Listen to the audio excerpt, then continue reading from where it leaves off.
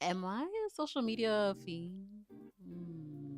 Probably shouldn't use that word, probably inappropriate. But here to say, I have given up social media for this season. Some may say Lent, some may say Ramadan, but for the season, I have given up social media. I had to let it go for a little while, mainly because I needed to focus on my projects and all the things that I was trying to get accomplished. And also, I just felt like I was doing too much. I was doom scrolling and it was leading to my doom. You feel me? So, anyway, you know me, your girl, always with the notes. I want to tell you what it's been like a week without social media. You're like, you got that much information a week without social media? Yes. And I'm going to tell you what else I did. Um, Before I tell you what I've been doing instead of doom scrolling, I'll tell you the apps that I gave up and the ones I didn't. So I gave up Instagram. I gave up TikTok. And I'm also not on like Spill or Threads. And I was never really on those, girl. But I'm not on those apps either. What else? Those are the main two, really, because those are the ones that I scroll on for hours. Now, the apps that I still have are Pinterest and Facebook. And Facebook is really just for the family because, girl, I ain't over there talking to nobody. And honestly, the videos I see on Facebook jump scare, okay? So those are the apps I gave up and some of the ones that I kept. Now, what am I doing instead? Instead, I have been exposing myself to the best things that humans have created. Now, that's the last time y'all will ever, you hear me, ever hear me quote Steve Jobs. However, it felt right for the moment. I have been exposing myself to things that I felt could enhance my life. So, for example, the number one thing, the overarching thing that I've been doing is research.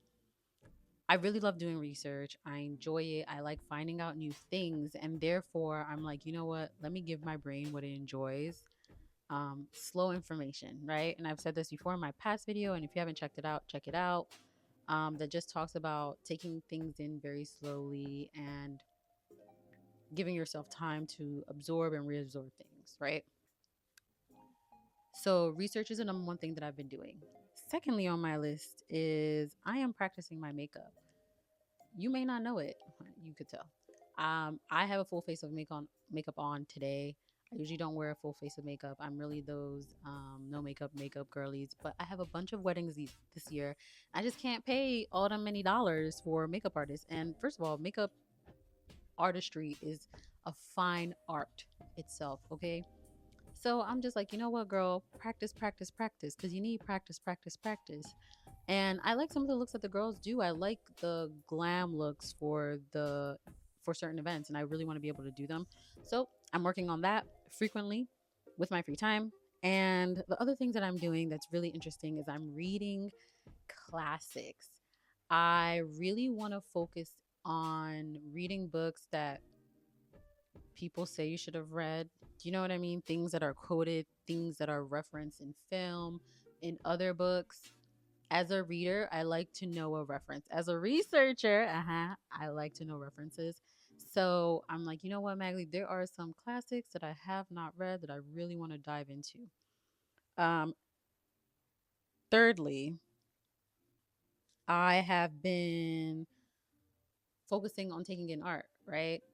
Some of the greatest things that humans have created is art. And so whether that's street art or it's fine art, um, my boyfriend loves to go to galleries and we both love going to museums. So that has been one thing that we have been kind of doing together and seeing particular exhibits where we really love Black exhibits. We really love Black art. And we've been really trying to push ourselves to expose ourselves more to smaller artists, artists of color, things like that.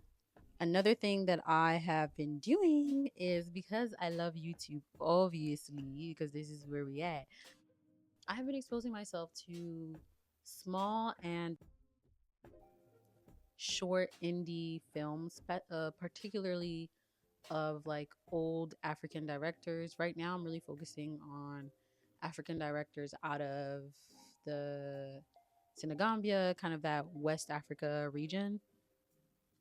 This is mainly for my French. French, I'm also really practicing my French. That's something that's important to me. I've been working on that. And because of that, I'm obviously exposing myself to film. And I also love film. So it just happens to work out. And the Senegambian area, there's a lot of French that comes into how they speak. It's one of their languages in Senegal in particular. And so I've been trying to kind of stay in touch and kind of look at and reference old art and old films and also newer artists. Another thing I've been doing is focusing on women based art. And now that goes for art as in reading, also art as in galleries. I mean, it's March, I have to play my part, I have to do my part. And I also want to inspire the future to know that we take these months, take these moments that are supposed to be for elevation of women very seriously. And so this March has been a little, up and down with losing a lot of Black artists recently, particularly this week, but also very uplifting for a lot of what's happening in my personal life with promotions and just good things that are happening to a lot of my girlies, and just makes me feel really good inside and just really happy for them. So it's been one of those months that's like pulling you in both directions. But in any way that I'm going, I want to support people of color and I want to support women, particularly this month. You know what I'm saying? So those things sounds like a lot, but when you think about it, the time you spent scrolling, you ever look at your analytics after scrolling and they'll be like 10 hours and you're like, how I do that all day? Ain't no way I scroll for 10 hours. And sometimes I just think it's because the app is left open and I need to close it after I'm done because I'm not really looking at my app. So don't try to play me and act like I was looking. But honestly, because I'm not on those apps, I found that I have so much time to do so many things that I love and so many things that I've said in the past that I didn't have time to do, but my time was being taken up by doing things that, although there is a purpose for TikTok, I am not a TikTok hater. Let me tell you, I love TikTok and what it provides. However, I feel like once I get back into it, I have to do it with some microdosing. It can be all day, every day type situation. It just has to be here and there. It can't be my primary source of dopamine.